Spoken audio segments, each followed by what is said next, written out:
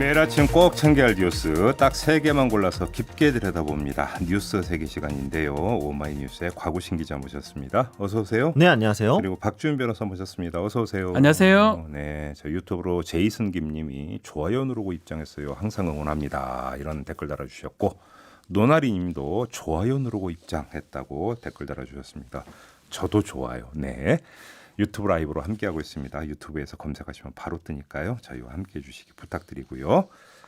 자, 첫 번째 뉴스로 가보죠. 네, 대법원 양형위원회가 디지털 성범죄에 대한 기존보다 강화된 양형 기준을 발표를 했습니다. 특히 아동 청소년을 대상으로 성착취물 등을 제작한 경우 최대 29년 3개월까지 선고할 수 있도록 권고에 나서기로 했는데요. 이 최대 형량이 25년을 초과하는 경우 무기징역을 선택할 수 있도록 되어 있기 때문에 무기징역도 선고 가능성이 있다, 이런 해석이 나오고 있습니다. 또 피해자가 처벌을 원하지 않는 경우에도 특별 감경인자가 아닌 일반 감경인자로 적용하는 점도 눈에 띄는데요. 다만 이제 이 새 양형 기준이 과연 이 N번방, 박사, 조주빈 등 일당에게도 적용될 수 있는지를 두고 관심이 높은 상황입니다. 네. 이번 12월에 최종 의결되고서 효력을 갖게 될 예정인데 소급 적용이 가능한지를 두고 보도들이 좀 엇갈리고 있는 상황입니다. 근데 네. 그럼 이거 우리 박주윤 변호사께 여쭤봐야 될 것 같은데 이건 소급 입법이 아니라 그렇죠. 양형 기준이잖아요. 양형 기준을 말 그대로 권고를 하는 겁니다. 그러니까요. 가이드라인일 수 있고요. 그러니까 형량을 정할 때 참고해라. 네. 가이드라인이죠. 이렇게 보면 될 것 같습니다. 양형 기준을 어겼을 때 어길 수 있습니다. 판사의 성향에 따라서 법적 본인의 양심에 따르면 더 과한 형을 줄 수도 있고 더 적은 형을 줄 수도 있는데 네. 다만 양형 기준을 만약에 좀 많이 좀 지키지 못했을 때는 판결 이후에 설시를 하도록 되어 있습니다. 이 사건에 한해서는 이런 측면을 봤을 때는 양형 기준보다는 좀 과하게 할 수밖에 없다. 아마 그렇게 되기 때문에 이번에 조주빈한테 법적으로는 적용하기 어려워요. 소급이라는 부분이 형사법적으로 많이 반대되는 부분이기 때문에 다만 양형위원회 이 양형은 권고 기준이기 때문에 판사의 어떤 성향이나 판사의 재판 어떤 내용에 따라서 많이 반영될 수가 있는데 이 가장 문제가 이게 청소년 성보호법상에 특히 음란물, 아동 성착취물을 제작했을 때 무기 5년 이상이에요. 너무 스펙트럼이 큽니다. 5년 이상부터 무기징역까지. 우리 유기징역은 30년까지 가능하고요. 가중했을 때 50년까지 가능합니다.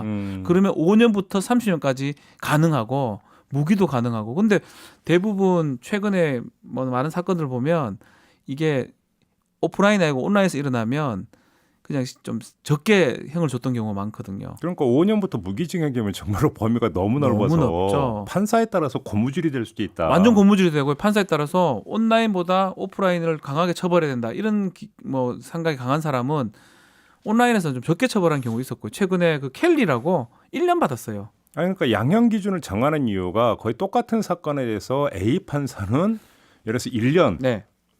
선고하는데 B 판사는 10년 선고하고. 그러면 안 되죠. 예를 들어 이렇게 이제 뭐 그 판사마다 재판부마다 고무줄이면 안 되니까. 네. 그런 어느 정도의 어떤 그 기준점을 잡아야 된다는 게 양형 기준이잖아요. 그렇죠. 이번에 좀 주목할 게 상습적으로 성착취물 같은 거를 제작했을 때 29년 6개월까지 가능하다. 이 부분 같습니다. 그러니까 최상한을 줄 수 있도록 돼 있거든요. 조주빈은 거기에 지금 해당하는 상황이고 네. 그렇다면 조주빈이 지금 기준대로라면 그 정도는 나올 수가 없는데 재판이 뭐 2심 뭐 대법원까지 간다고 가정했을 때 이 양형 기준을 판사가 조금 고려하지 않을까. 네. 그 고려해서 형이 정해질 거라고 생각이 됩니다. 아무튼 그러니까 이제 예. 기소된 게 4월이었고요. 그러니까 확정이 되는 게 오는 12월에 공청회를 거쳐서 된다고 하게 되면은 원칙적으로는 적용 대상에서 제외되는 거는 맞습니다. 그러니까 항소에 들어간다고 하더라도 이게 이제 기소가 4월이기 때문에요. 그런데 이제 대법원 판례 등을 보았을 때 양형 기준을 참고 자료로 삼는다고 하더라도 그 위법하다고 볼 수 없다, 이렇게 또 되어 있는 경우가 있거든요. 그러니까 결국 판사의 재량에 따라서 그렇죠. 볼 수 있느냐 안 볼 수 있느냐 이게 달라질 거기 때문에 결국 이후에 이게 나중에 어떤 결과가 나온다고 하더라도 또 다른 그 양측에서 검사 측이든 아니면 변호인 측에서든 이를 빌미로 좀 논란의 소지를 삼지 않을까, 이런 우려가 되기도 합니다. 알겠습니다. 아무튼 이제 조주빈한테 적용되느냐 안 되느냐도 중요한 문제인데 이제 그 29년 3개월까지 가능하다라는, 그러니까 중죄에 처해야 된다. 네. 라고 이런 판단은 디지털 성범죄가 갖고 있는 특성, 이게 뭔가 무한 재생, 그렇죠. 무한 전파가 가능하다라고 하는. 그래서 한번 어떤 피해가 발생할 때 회복하기 어렵다. 불가능하죠 거의.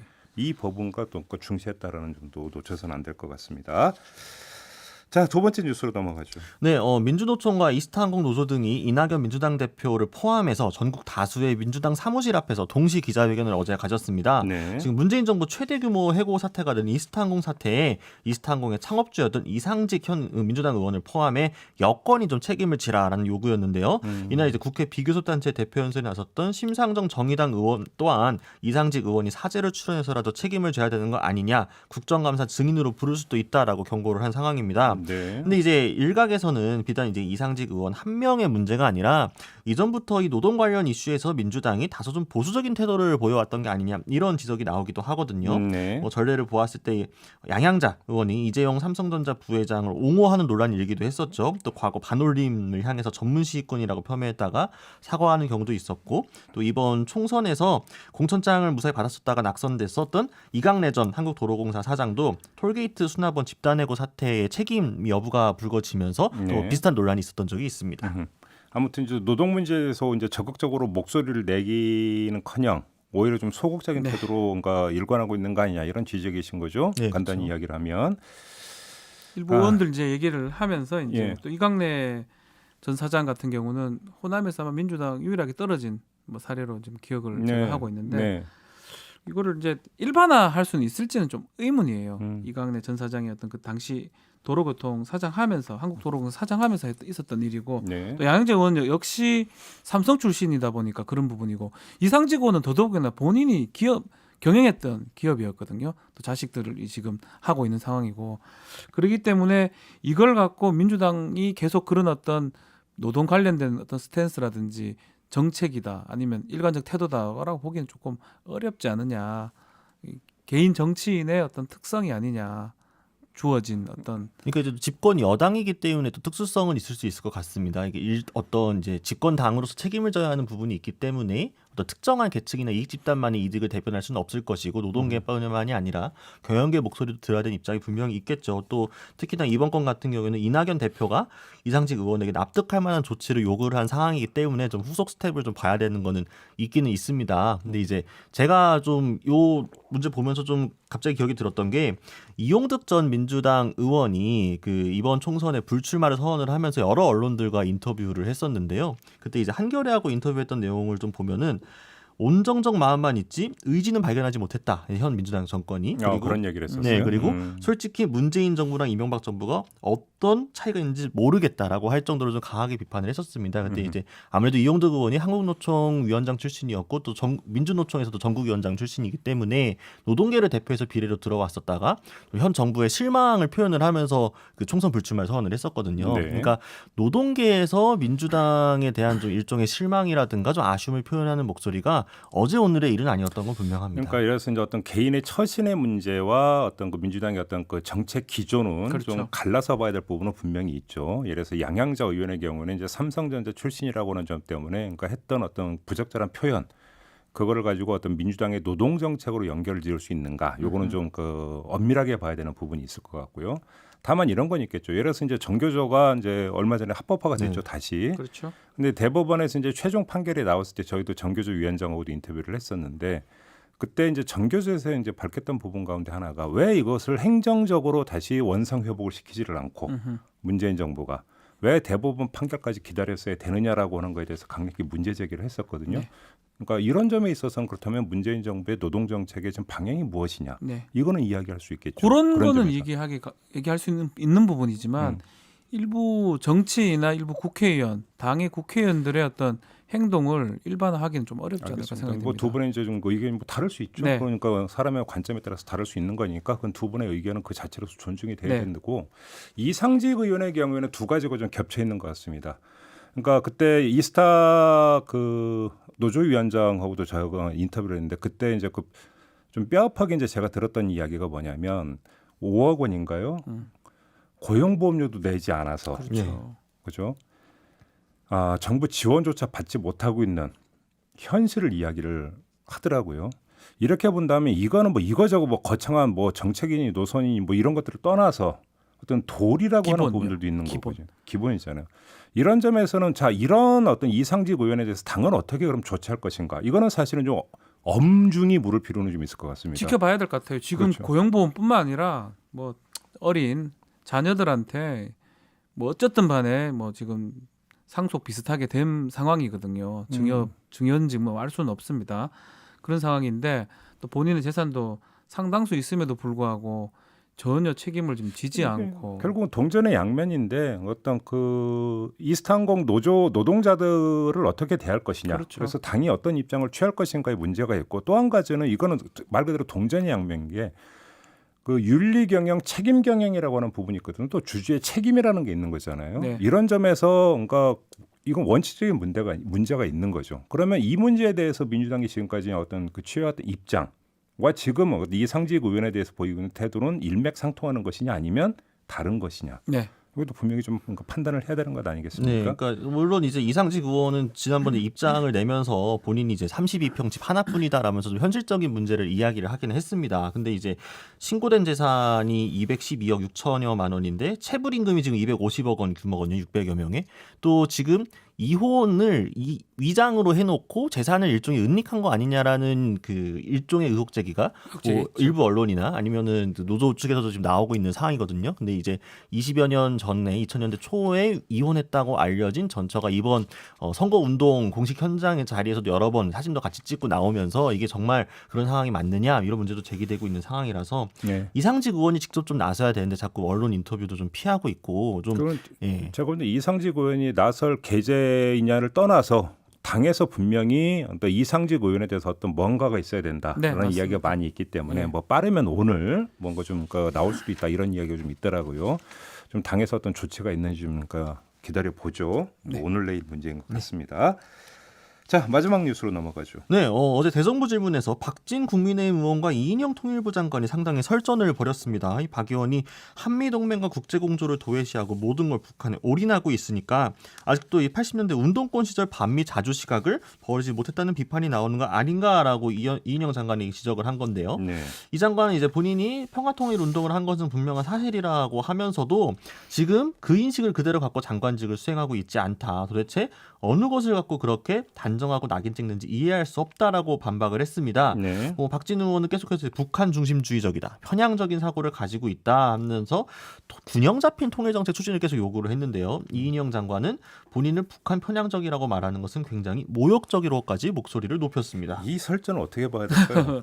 근데 조금 달리 보는 것 같아요. 통일부 말 그대로 통일부는 미국이나 국제 정세를 보는 게 아니고 북한 담당하는 부서라고 봐도 무방합니다. 그러니까 제가 바로 그 질문 포인트가 그거였는데 아니 통일부가 남북 교류나 협력 이런 것들을 그렇죠. 주관하는 부처잖아요. 기재부 가서 예.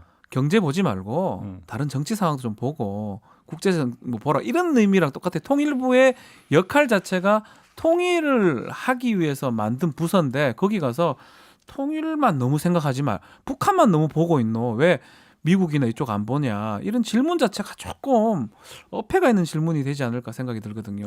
그래서 지금 통일부 홈페이지에 들어가서 보니까 통일부 소개하는 안에 이제 통일부의 이제 창설 배경이나 임무 이런 것들이 나와 있어요. 여기 적혀 있는 거 그대로 읽어드리면 통일부는 통일 및 남북 대화, 교류, 협력, 인도 지원에 관한 정책의 수립, 북한 정세 분석, 통일 교육 홍보, 그밖에 통일에 관한 사무를 관장합니다. 네. 이렇게 돼 있는데요.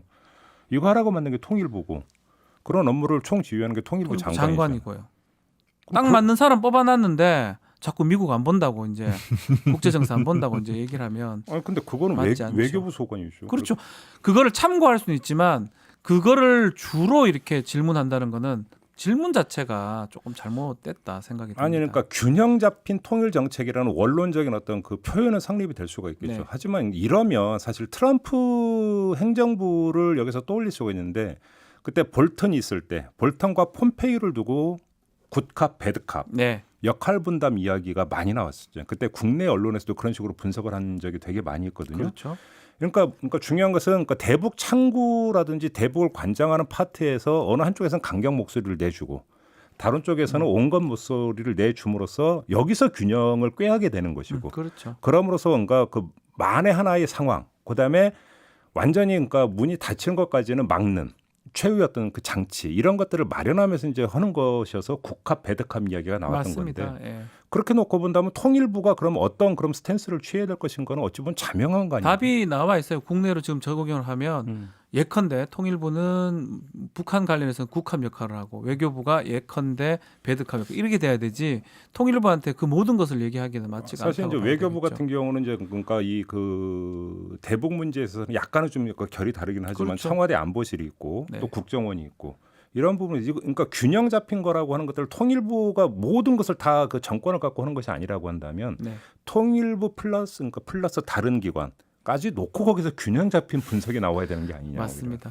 네, 그러니까 이제 박진 의원이 이런 이야기를 한 게, 그러니까 이런 인식을 갖고 있는 게 처음은 아닌 것 같습니다. 이제 제가 찾아보니까 2008년도에 이명박 그 대통령 당시 인수위 활동을 할 때도 통일부 너무 커진 것 아니냐라고 지적을 한 적이 있거든요. 박진 의원이 당시. 예. 그때도 박진 인수위 그때 이제 외교통일안보부가 간사였습니다. 그때 통일부의 조직과 기능이 너무 커진 것 아니냐라고 하면서 이 축소 폐지 등의 개편 필요성을 여러 번 강조를 했었고 실제로 정권이 바뀌게 되면서 통일부가 역할이 좀 많이 축소되는 상황이 있었습니다. 그러면서 오히려 통일부가 너무 상징성과 책임은 강한데 실제로 할 수 있는 권한이 너무 적어가지고 뭐 이게 할 수 있는 게 없다 이런 지적이 나오기도 했으니까요. 그래서 아마 그러니까 박진 의원이 이전부터 계속 그 통일부의 역할이나 이 정치적인 좌표에 대해서 자꾸 문제의식을 갖고 있었던 게 아닌가. 그래서 좀 예를 들어 국민의힘 같은 경우에는 이제 뭐 중도 확장이다, 뭐 개혁이다 이런 스탠스로 가려다가도 언뜻 자꾸 약간 도로 새누리 느낌이 날 때가 있거든요. 대표적으로 이런 경우가 약간 일종의 네. 이제 그 냉전 보수의 회귀 그렇죠. 경향 뭐 이 이야기를 하는 아니, 거죠. 충분히 뭐 질문을 할 수가 있지만